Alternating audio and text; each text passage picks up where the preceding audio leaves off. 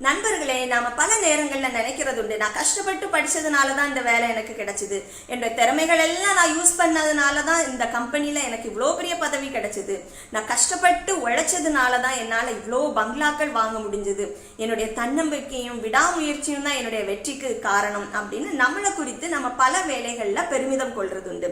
ஆனா திருவிவிலியத்துல ரோமையர் அதிகாரம் 9:16 என்ன சொல்றது அப்படின்னா, ஆகவே மனிதர் விரும்புவதாலோ உழைப்பதாலோ எதுவும் ஆவதில்லை, கடவுள் இரக்கம் காட்டுவதாலேயே எல்லாம் ஆகிறது அப்படின்னு.